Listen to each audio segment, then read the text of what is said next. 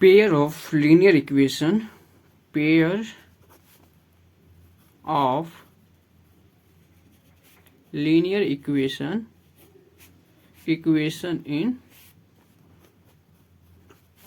two variables. Okay हम लोग फिलहाल रिवीजन कर रहे हैं pair of linear equation in two variables. कुछ चीजें जो हम डिस्कस कर चुके हैं कि जैसे दो लाइन का इक्वेशन दिया रहेगा L1, ये हो गया L1, ये L2, दो लाइन का इक्वेशन दिया रहेगा। इसका कब वन सोल्यूशन देगा, कब इन्फिनाइट सोल्यूशन देगा, सब कब सोल्यूशन नहीं होगा। जब कोई भी सोल्यूशन देगा तो उसे क्या बोलते हैं, कंसिस्टेंट। जब नो सोल्यूशन होगा यानी कि पैरेलल हो जाएगा तो उसे बोलते हैं इनकंसिस्टेंट, इनकंसिस्टेंट। ठीक। उसके बाद हमने देखा कि किस तरह से इसका सोल्यूशन फाइंड की जाए, मतलब जो पेयर ऑफ लीनियर इक्वेशन दिया रहेगा, then how can we find the solution of that equation. Just like जैसे कि दिया है 5x + 2y = 3, 2x + 5y = 7। ठीक। अगर हम a1/a2 निकालें तो ये हो जाएगा 5/2 एंड b1/b2, b1/b2 2/5, यानी कि we can say that a1/a2 is not equal to b1/b2। तो ये क्या कंडीशन हो गया, ये इंटरसेक्टिंग लाइन्स है, इंटरसेक्टिंग लाइन्स है, मतलब वन सोल्यूशन होगा।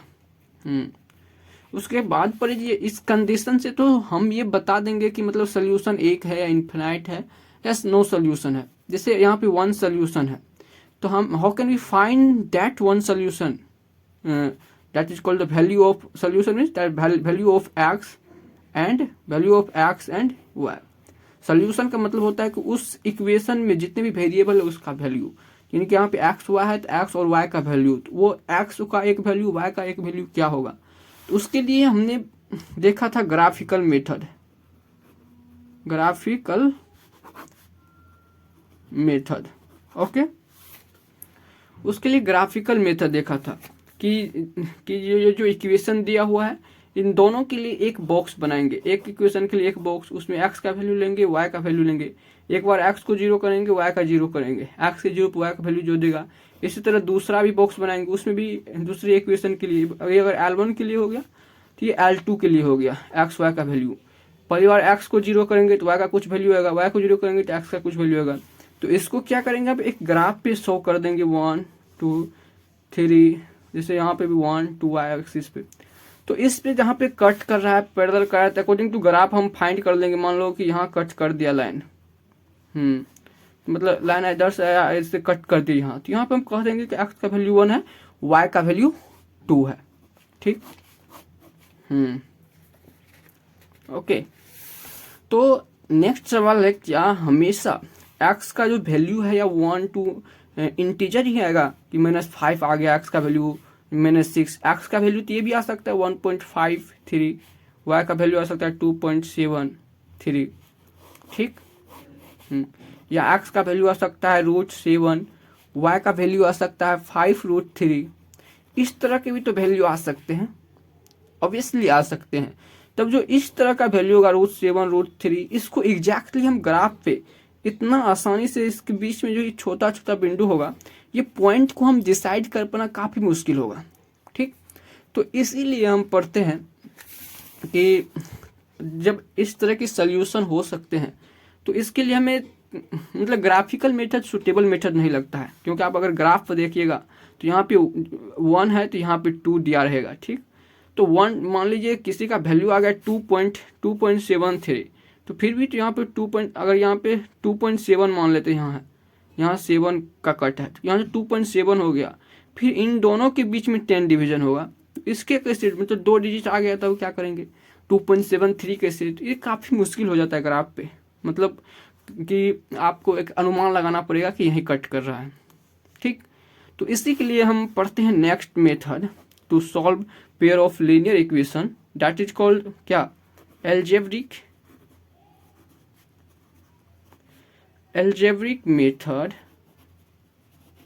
Method of finding solutions, algebraic method of finding solution.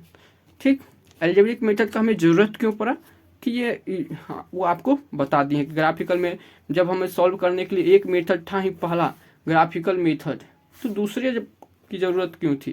क्योंकि जब इस तरह के एक्स का वैल्यू आ जाएगा √7 तो वहाँ पे हमें ग्राफ पे दिखाना काफ़ी मुश्किल होगा, इसलिए हमें ज़रूरत पड़ा algebraic method to finding solution. Okay, algebraic method में कई सारे मेथड आ जाते हैं, उसमें आपको पहला जो यहाँ पढ़ना है, पहला ए सब्स्टिट्यूशन मेथड, सब्स्टिट्यूशन मेथड। दूसरा पढ़ना एलिमिनेटिंग वाला मेथड, मतलब एलिमिनेट करना है। ठीक, एलिमिनेशन। ओके, ये दो पढ़ना है। ये सब्स्टिट्यूशन हो गया आपका 3.2 एंड एलिमिनेशन हो गया 3.3 exercise according to NCERT। Okay, तो हम देखते हैं सब्स्टिट्यूशन मेथड से किस तरह से हम पेयर ऑफ लीनियर इक्वेशन को सॉल्व कर सकते हैं। तो उसके लिए हमें क्या चाहिए, पहले दो पेयर ऑफ लीनियर इक्वेशन चाहिए।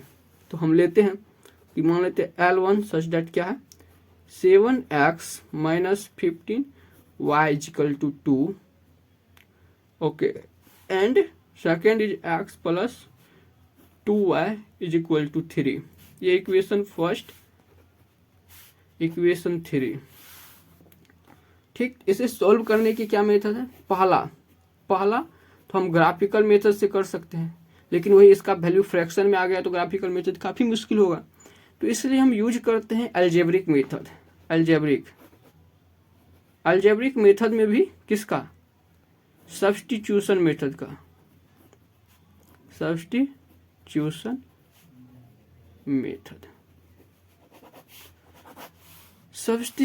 मेथड। ठीक, इसमें करना क्या है,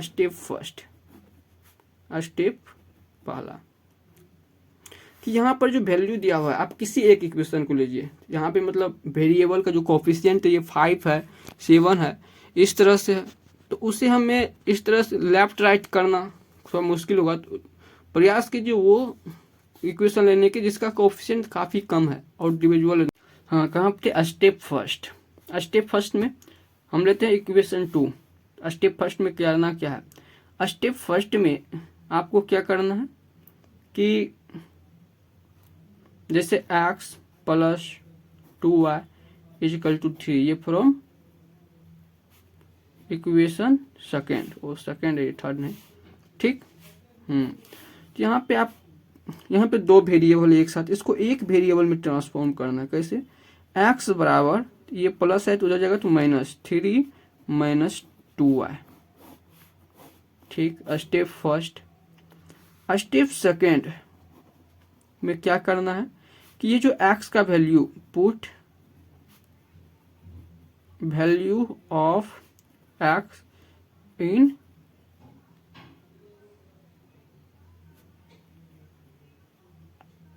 अनदर इक्वेशन। तो इक्वेशन 2 से निकाले हैं x का वैल्यू, तो दूसरा इक्वेशन जो फर्स्ट इक्वेशन है उसमें हमें x का ये वैल्यू पुट करना है। पहला है 7x, तो इस x के जगह में पुट करना है, x की जगह इतना, ये हो जाएगा 7 इंटू x का वैल्यू है 3 - 2y + 5y = 2। ओके, यहाँ से आपको y का वैल्यू निकल जाएगा अगर सॉल्व करते हैं, ये हो जाएगा 21 - 14y + 5y = 2। Okay, then y है, इसको ऐड कर सकते हैं, सब्ट्रैक्ट कर सकते हैं। 5 गया तो ये बचेगा, ये कितना हो जाएगा, -9y, ये -9y, 2 को इधर लीजिए, 21 - 2 = माइनस से बराबर को उससे जाएगा +9y। ओके, यहाँ से हो गया 9y = 19, यानी y = 19/9। Okay,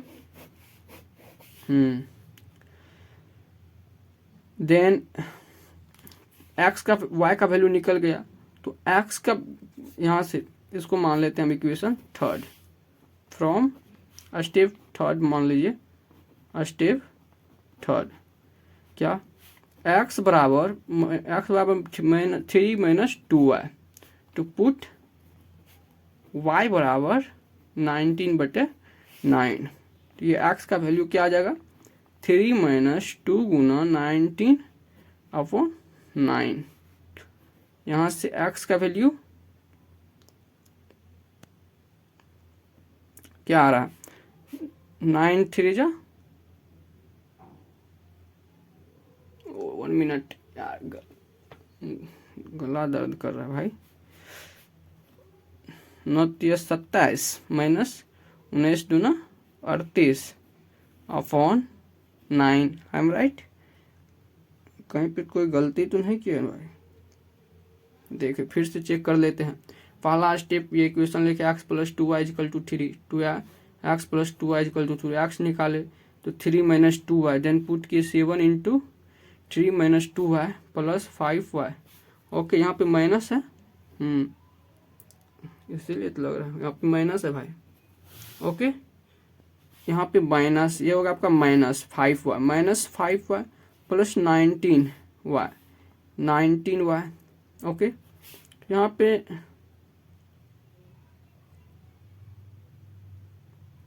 -19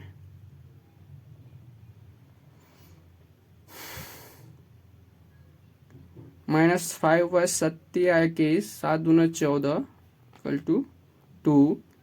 okay, 21 - 2 = 19। Okay, actually I did mistake, like यहाँ 15 हुआ है तो हम यहाँ 5y पुट किए हैं, तो दैट्स द मिस्टेक। 15 ये हो जाएगा 29। ओके, यहाँ पे 29, डोंट वरी। अगेन 29 पुट करना है हमें x का वैल्यू सिर्फ। यहाँ पे x = क्या हो जाएगा, 3 - 2 गुना 19/29। वी कैन सॉल्व दिस, हम इसको सॉल्व कर सकते हैं। 9 3 27 हाँ से 2, 9 3 जा 27 हाँ से 2, 3 2 6 2 8 - 38। इसको आप घटाइएगा तो ये हो जाएगा 49/29। देन y = क्या आया था, y you can see this, आप इसको देख सकते हैं। y बराबर आया था 19/29 एंड x बराबर 49/29। तो ये हो गया x का मेथड, y का मेथड। किससे सॉल्व किए, सब्स्टिट्यूशन से। सब्स्टिट्यूशन में पहला स्टेप क्या आता है, तो जो x y है इसको एक वेरिएबल हम x में लिखें, जिसमें आपको आसान हो लिखना उसमें लिख सकते हैं। तो इसको उठा करके यहाँ से एक वेरिएबल में x में लिखना, इसको उठा करके उसमें रख देंगे तो दोनों आ गया एक में y का, यहाँ से y का वैल्यू निकल जाएगा। फिर x को निकालने के लिए इसमें रख दिए, तो ये हो गया आपका सब्स्टिट्यूशन मेथड। तो फिर से आपको थोड़ा एक्सप्लेन किया जाए, क्योंकि थोड़ी बहुत तो प्रॉब्लम हुआ होगा भाई। क्या पहला पढ़े सब्स्टिट्यूशन, पहला कंप्लीट हो चुका है।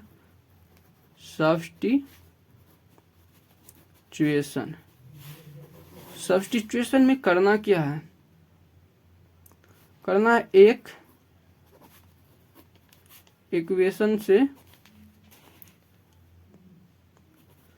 x का वैल्यू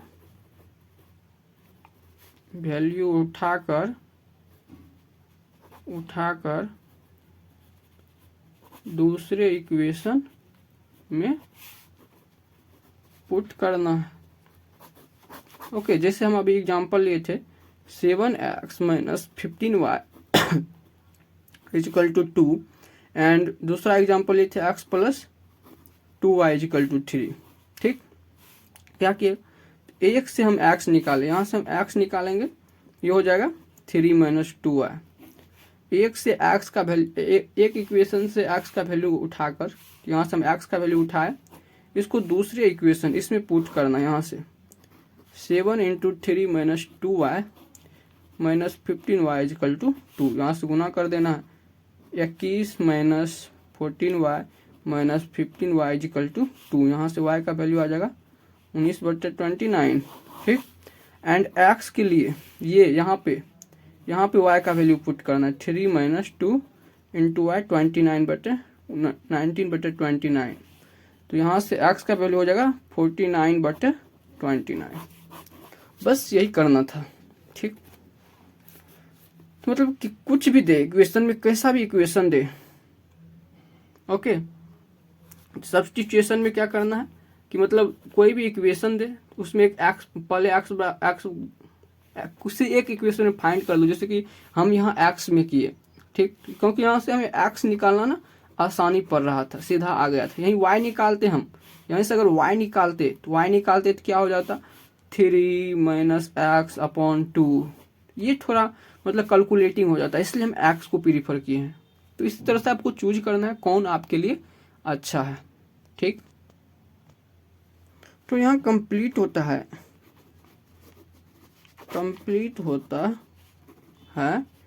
आपकी जो 3.2 है वो एक्सरसाइज, ठीक है। लीनियर इक्वेशन में जो ना आपको सबसे ज़्यादा कठिन होगा ना, जो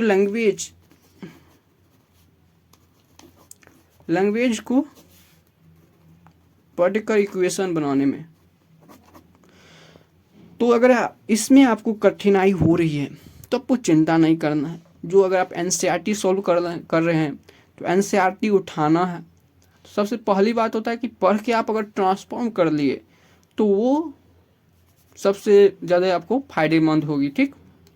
जैसे कह दिया कि मतलब पिता के उम्र, उसके इस तरह से कुछ रहता है कि मतलब फादर का उम्र उसके दोनों पिता के उम्र के दोनों पिता के उम्र के 2 टाइम्स है, ठीक। एंड आफ्टर 20 ईयर्स, 20 साल के बाद उसके जो बेटा की उम्र क्या हो जाएगा, पहले एक्स था तो एक्स + 20 एंड वाई + 20 बराबर हो जाता है। तो इस तरह से पहले आपको ट्रांसफॉर्म होना चाहिए। वो बताए थे कि आपको 2 वेरिएबल चूज करना होगा कि मान लो अगर पेन और पेंसिल है, पेन का दाम 5 है, पेंसिल का दाम इतना है, इस तरह से आपको चूज करना पड़ेगा, ठीक। तो इनमें कुछ चीज़ें होती है जो आपको सॉल्व करने में आसानी बना सकती है। जैसे कभी कभी इक्वेशन आ जाएगा आपका इस तरह का, क्या मान लीजिए 5/x + 2/y = 3, ठीक। And 3/y + 7/x = 5। तब इस आपको कैसे सॉल्व कीजिएगा इसको, ये तो फिर भी आसान है।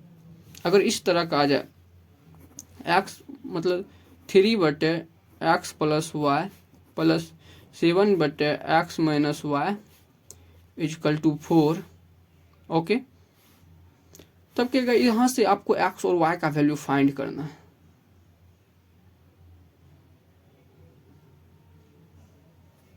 और दूसरा दे दे 7/x वही x - y + 2/x + y = 3।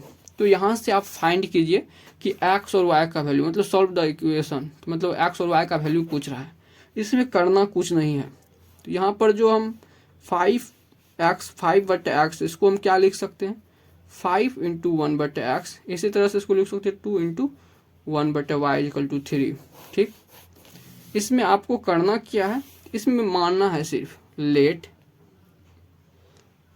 1/x को एक दूसरा वेरिएबल मान लीजिए p एंड 1/y को आप मान लीजिए q, ठीक। तो 1/x है, 1 × 1/x ये हो जाएगा 5p + 2q = 3। जो आपका इक्वेशन ये था वो अब ये हो गया। इसी तरह से हो जाएगा 3q + 7p = 5। तो अब आपको भूल जाना है कि इक्वेशन क्या है, मतलब अब आपको कंसीडर करना है हमारे पास 2 इक्वेशन है, 5p + 2q = 3 and 3q + 7p = 5। इन दोनों को सोल्व करना है। यहाँ से p का वैल्यू निकालना है और q का वैल्यू निकालना है। कैसे, जैसे पहले इक्वेशन में xy रहता था, अब pq है, सेम वही करना है। जब p का वैल्यू मान लीजिए 7 आ गया, ठीक, p = 7, इसको पुट करना है 1/x = 7, यानी कि x = 1/7, तो आ जाएगा यहाँ से। इसी तरह से यहाँ इस तरह के इक्वेशन देगा तो 1/x + y को आपको p मानना है एंड वट बटे एक्स माइनस वाई को q मानना है। ओके, एंड इसको आप ट्रांसफॉर्म कर लेंगे 3p plus 7q is equal to 4 and ये आपका ट्रांसफॉर्म हो जाएगा 7q plus 2p is equal to 3। तो आप इसको सॉल्व करना है। सॉल्व करने के कई सारे मेथड है, आप किसी भी मेथड का प्रयोग कर सकते हैं। तो अभी हमने ग्राफिकल मेथड पढ़ लिए हैं। अलजेब्रिक में सब्स्टिट्यूशन हमारी कंप्लीट हो चुकी है। हम नेक्स्ट में प्रयास करेंगे। नेक्स्ट में प्रयास क्या, नेक्स्ट में एलिमिनेशन मेथड कंप्लीट हो जाएगा। ठीक। तो अपनी जोश बनाए रखना है, कभी भी उम्मीद नहीं हारना है। हो सकता है कभी कभी बोरिंग लगे हो, और कभी कभी हो सकता है कि आपको समझने में आसानी ना हो। आप हमें बता सकते हैं कि मतलब कहाँ पे आपको दिक्कत आ रही है, ताकि हम भी कुछ सीखें इससे। ठीक, रखते हैं, पढ़ते रहिए। थैंक यू, धन्यवाद।